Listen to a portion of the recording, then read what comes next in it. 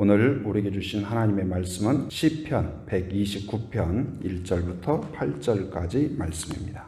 오늘 말씀도 성전에 올라가는 노래 그렇게 표기가 되어 있죠. 곧 예배 가운데 나아갈 때 우리가 그 예배 가운데 그 예배에 여러 요소가 있죠. 물론 설교 말씀이 중요하지만 설교 말씀뿐만 아니라 기도도 있고 또 찬송을 뺄 수가 없습니다.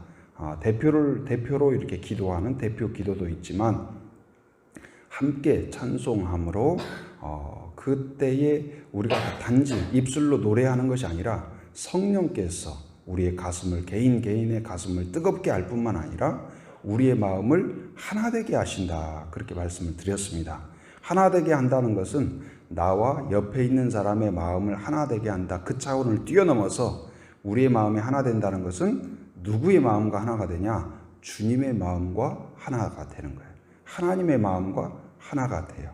그래서 내 마음도 하나님과 하나가 되고 다른 성도님도 하나님과 하나가 되고 그래서 그러므로 하나가 되는 거예요. 우리가 서로 두 사람만 함께 모여서 의견을 나눠도 이 하나 되기가 참 쉽지 않습니다. 의견이. 그러나 이 가정에서도 또 친구 간에도 성도 안에서 하나 되는 비결은 무엇일까요? 내가 하나님과 하나 되는 거예요. 그리고 다른 사람도 역시 하나님과 하나 되는 것이고 그래서 하나님의 뜻이 무엇인가 하나님의 길이 무엇인가 이것을 깨닫고 순종하려고 찾아가면 찾아갈수록 우리가 하나 된 공동체가 되게 돼요.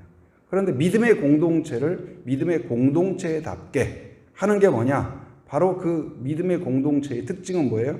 찬양 공동체예요. 예배 공동체예요. 그래서 오늘 이 시편도 바로 그런 찬양 공동체로서 당연한 하나님께 올려드리는 찬양이고 그 찬양에는 뭐가 담겨 있어요? 하나님에 대한 믿음 그리고 우리를 향한 하나님의 사랑 그 원리를 담고 있어요. 오늘 말씀을 통하여서 지금 이 백성들이 뭘 마음에 심기를 원할까요? 무엇으로 하나 되기를 원하는 것일까요? 그 주제는 그렇습니다. 하나님은 의인을 보호하신다. 한번 따라서 합니다. 하나님은 의인을 보호하신다. 뿐만 아니라 악인을 심판하신다. 한번 따라서 합니다. 악인을 심판하신다. 악인의 목소리가 더 큰 것 같고 악인의 주먹이 더 센 것 같고 그렇습니다. 세상은. 그러나 그 뒤에 또 다른 원리가 있다는 걸 알아야 돼요. 눈에 보이는 것이 다가 아니다. 하나님께서 바로 의인을 보호하시고 악인을 심판하신다는 사실을 알아야 돼요. 그런데 이 한 가지는 무엇이냐? 하나님의 백성, 의인이라고 말하죠. 의인이라고 해서 죄가 하나도 없냐? 그렇지 않습니다. 강하냐? 꼭 그렇지 않습니다. 약할 수도 있고 또 죄가 있을 수도 있고 그러나 성경에서 의인은 어떤 사람일까요? 하나님을 의지하는 사람이에요. 그렇기 때문에 죄를 회개하는 사람이에요. 연약함 가운데에서 두려움 가운데에서 하나님께 나오는 사람이에요. 그런 의미에서 여러분이 하나님 앞에 의인인 것을 믿으시기 바랍니다. 그 마귀는 끊임없이 우리의 죄성을 가지고 조롱해요.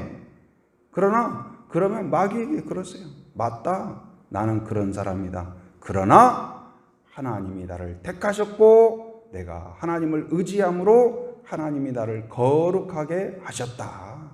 예수 그리스도의 옷으로 나를 입혀주셨다. 그렇기 때문에 우리가 의로운 거예요. 주님이 내 안에 계시고 바로 세례란 뭐라고 그랬어요? 예수님으로 옷 입는 것이다 그랬어요. 예수님으로 옷 입는 것이다. 우리의 수치를 가려주셨고 우리의 연약함을 강건하게 갑옷처럼 막아주신 것을 믿으시기 바랍니다.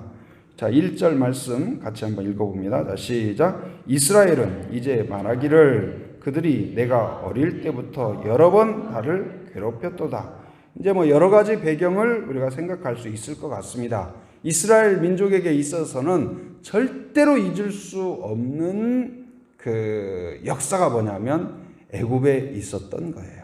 고난, 고통, 절망 이걸 이야기하면 뺄 수 없는 이야기가 애굽에서 430년 동안 고통을 당했던 것이죠. 그래서 하나의 배경은 그것이라고 할 수도 있습니다.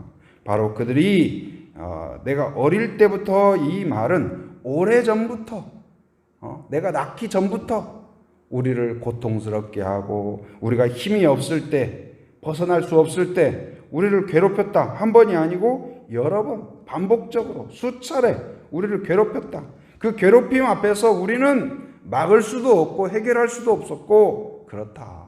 근데 단지 애국뿐만 아니라 우리가 하나님을 의지하고 주님을 따라가고 주님의 제자로 살려고 할 때, 이 경건하게 살려고 할 때, 의인으로 살려고 할 때 뭐라고 그랬어요? 고난을 당한다.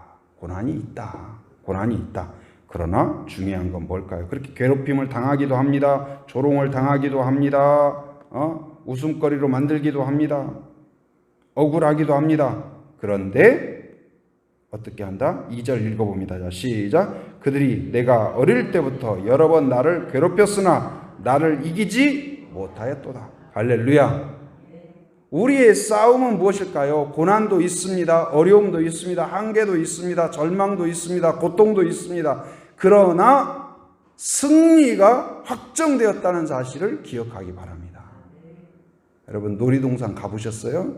놀이동산. 때로는 좀 어르신들이나 고소공포증이나 있는 분들은 납득이 안 될 거예요. 돈 내고 저게 뭐 하는 짓인가? 제가 서울에 있을 때 한동안 어디에 살았냐면 석촌동에 살았어요. 석촌동이 뭐냐면 석촌호수 바로 옆에 살았거든요.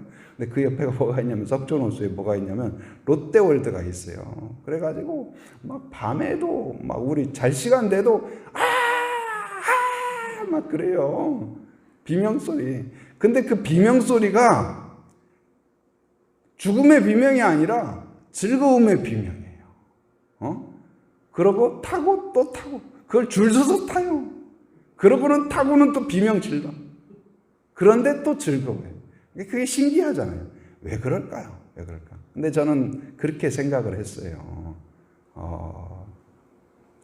이 돈 내고 그렇게 막 밤새껏 밤까지 되도록 타고 그러는 건 뭐냐? 안전하다는 신뢰가 있기 때문에 그런 거죠. 죽지 않는다는 신뢰가 있기 때문에.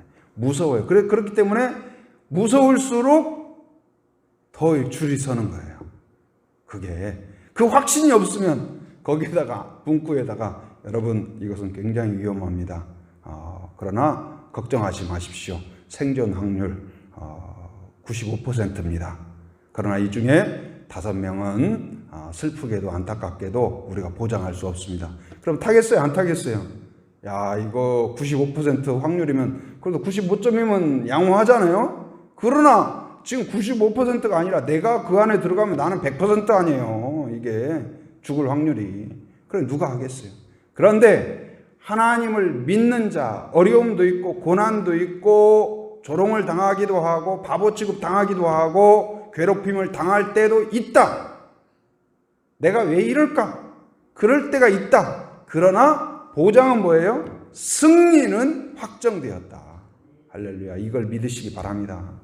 승률 몇 %예요? 80% 아닙니다. 90% 아니에요. 99% 아닙니다. 주님을 따르는 자, 하나님을 의지하는 자, 하나님 안에 있는 자, 승률 100%라는 사실을 알아야 돼요. 구원은 100%입니다. 하나님의 능력 100%입니다. 여러분 주식 투자를 하든 무슨 사업에 투자를 하든 성공 확률 예를 들어서 50%만 돼도 60%, 70%만 돼도 그건 대단한 거겠죠. 그런데 여러분 100% 인생에서 100%가 어디가 있어요? 하나님 외에는 100%가 없어요. 말씀 외에는 100%가 없어요. 하나님께 여러분을 들으시기 바랍니다. 오늘 지금 그걸 이야기하는 거예요. 그래서 그들이 강하죠. 그 적들이 강합니다. 마귀가 우리보다 강합니다. 우리를 괴롭힙니다. 우리를 두렵게 합니다. 애굽이 훨씬 강했습니다. 자, 3절 같이 읽어봅니다. 시작. 밭가는 자들이 내 등을 갈아 그 고랑을 길게 지었도다.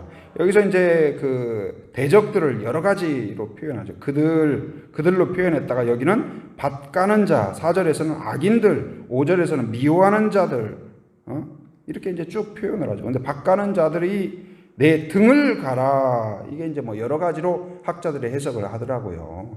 그러니까 이 밭을 가는 자처럼 그냥 땀을 흘리고 그러다 보니까 너무나 고통스러워가지고 이 갈비뼈가 그냥 그 밭 고랑처럼 생겼다. 그렇게 해석하는 분도 있고. 근데 이제 제가 생각할 때는 이 채찍으로 등을 때리니까 등에 이제 막 쫙 그 흉터가 생기고 막 이 부어오르고 하잖아요.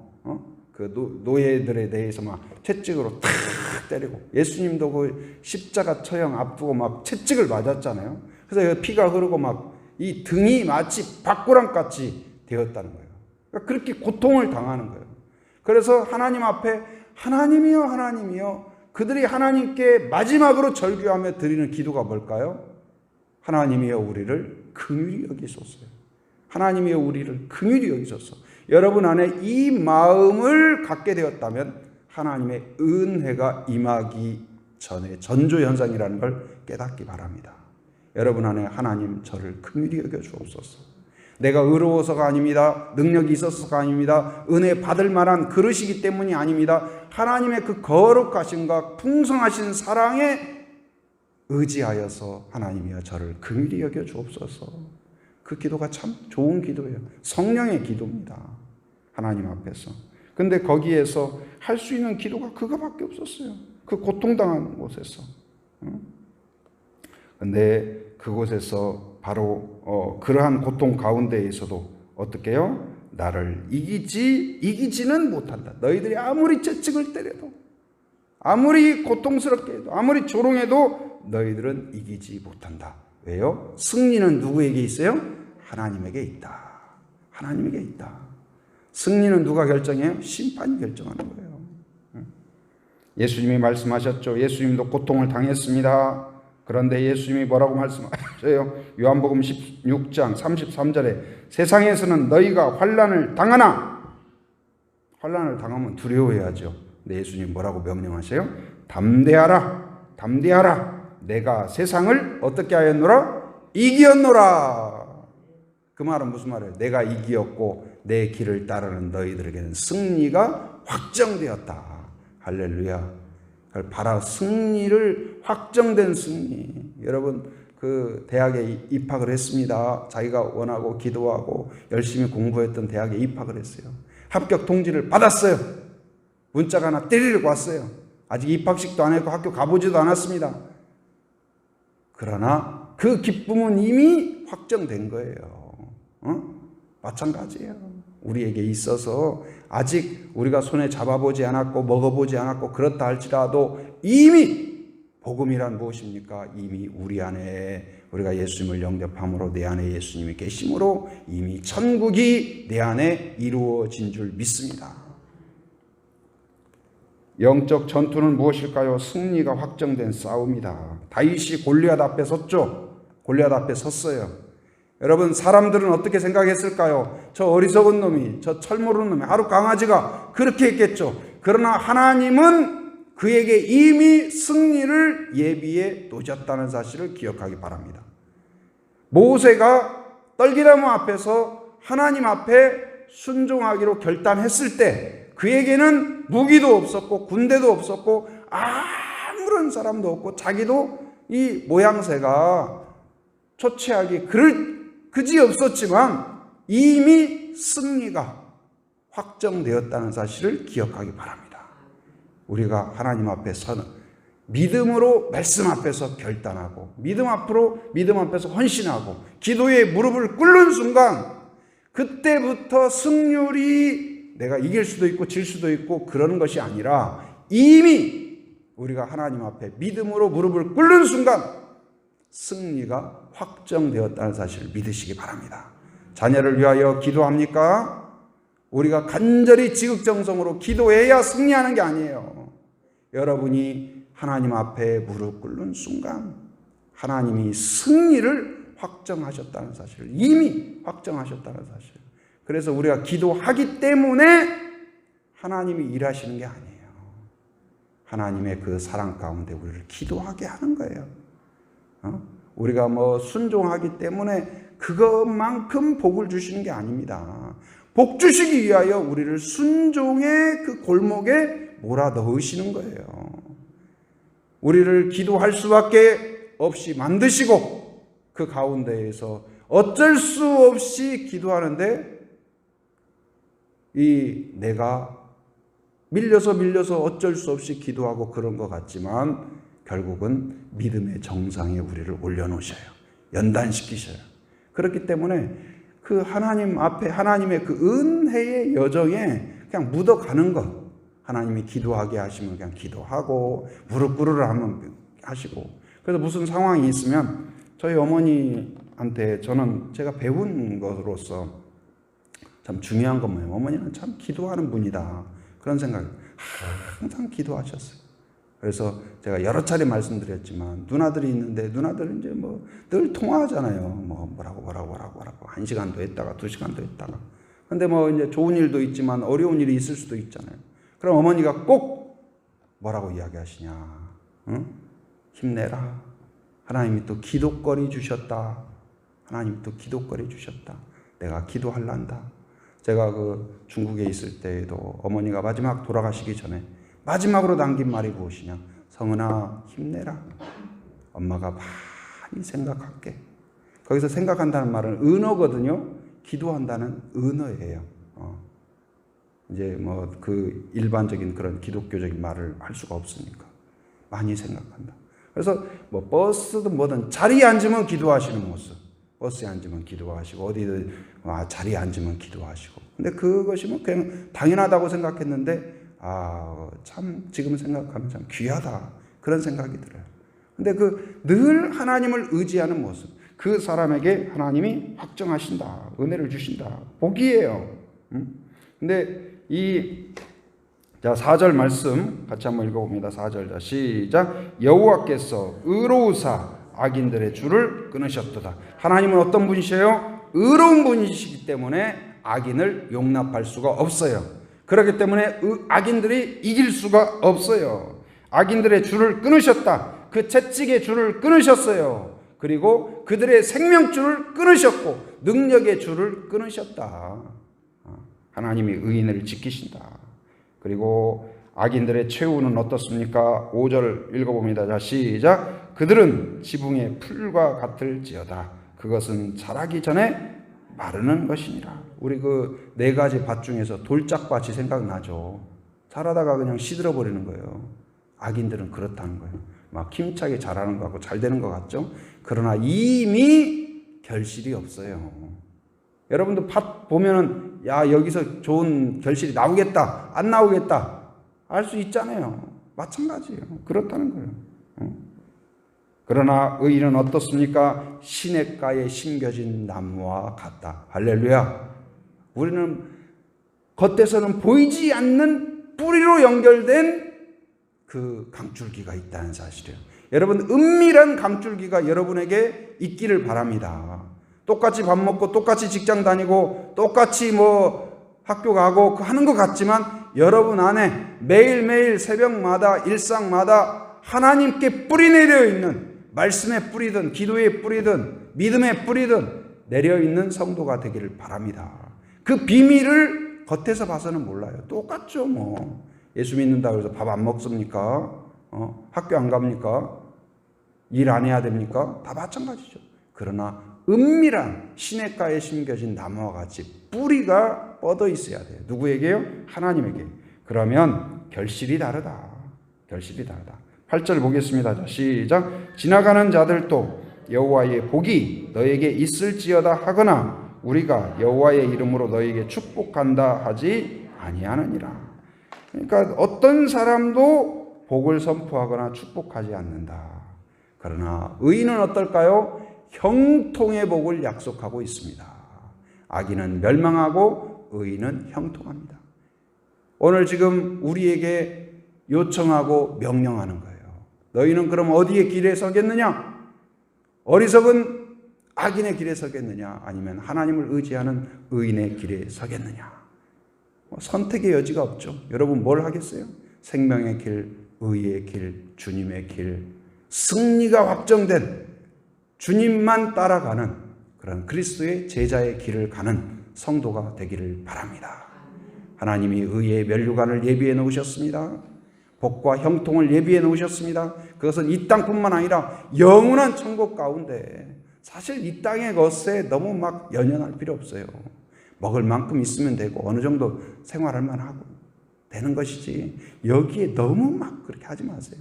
영원한 천국이 훨씬 더 비교할 수 없을 정도로 그 하나님을 사모하고 그곳을 바라보면서 그 승리를, 그러니까 이 땅에서 하나님의 모든 은혜가 있을 수도 있지만 꼭 그렇지 않을 수도 있어요. 그러나 절망할 필요 없어요.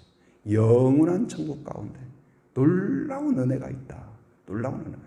그것을 바라보면서 승리하는 주의 백성이 되기를 주님의 이름으로 축원합니다. 은혜가 충만하신 아버지 하나님 감사합니다. 오늘 또 주 안에서 새로운 하루의 첫 시간을 하나님께 올려드릴 수 있도록 은혜 주신 것 감사합니다. 우리가 믿음의 길을 갈 때 고난이 있고 어려움이 있으나 그러나 승리가 확정되었다는 믿음의 선포를 듣게 하심 감사합니다. 주님이 승리하였듯이, 다윗이 승리하였듯이, 믿음의 선배들이 승리하였듯이 우리에게도 승리가 확정되었음을 믿고 두려워하지 않고 염려하지 않고 두리번거리지 않고 담대하게 순종하는 저희들 되게 하여 주시옵소서. 오늘 또 믿음의 행진을 하게 하시고 힘찬 걸음을 내딛는 저희들 되게 하여 주시옵소서. 하나님, 오늘 또한 새가족 교육이 있습니다. 새가족들을 보내주신 것 감사합니다. 이들이 또한 우리 제주한빛교회 안에서 예수님을 더욱 알아가게 하시고 말씀에 깊이가 있게 하시고 나를 향한 하나님의 뜻과 계획을 깨닫고 하나님 앞에 나의 삶과 나의 길을 드릴 수 있도록 인도하여 주시옵소서. 또한 수요 저녁 기도회를 통하여서 우리의 마음과 기도가 모아지게 하시고 가정과 교회와 또한 민족을 품고 하나님 앞에 기도를 올려드릴 때 하나님 성령의 역사가 있게 하여 주시옵소서. 또한 아버지 하나님 470여 개 모든 제주 교회들마다 다시 한번 기도의 열심, 전도의 열심, 구력의 열심이 일어나게 하여 주옵소서. 성령의 역사가 이 제주 땅에서 이루어지게 하여 주시고 복음화율이 가장 높은 제주가 되게 하여 주옵소서. 성령의 역사가 이 땅에서 이루어져서 하나님 아버지 거룩한 남풍이 불어 민족 복음화의 운동이 다시 한번 일어나게 하여 주시옵소서. 하나님 아버지, 또 새벽을 깨우며 함께한 성도들을 축복하며 기도합니다.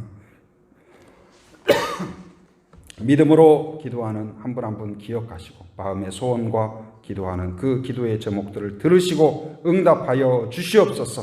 건강을 지켜 주옵소서. 안전을 지켜 주시옵소서. 앞길을 열어 주시옵소서. 도움의 손길을 허락하여 주시옵소서. 자녀들에게 지혜를 허락하여 주시옵소서. 꿈을 주시옵소서. 비전을 허락하여 주시옵소서. 더러운 세력들이 틈타지 못하도록 하나님께서 보호하여 주시옵소서. 승리의 믿음을 품을 수 있도록 인도하여 주시옵소서. 성도들 오늘 또 이것저것을 왕래할 때 안전운행하도록 안전을 지켜 주시옵소서. 해외에 육지에 군에 있는 가족들, 자녀들, 성도들을 기억하여 주시고 눈동자와 같이 보호하여 주시며 오가는 모든 소식 위에 복된 소식 되게 하여 주시옵소서.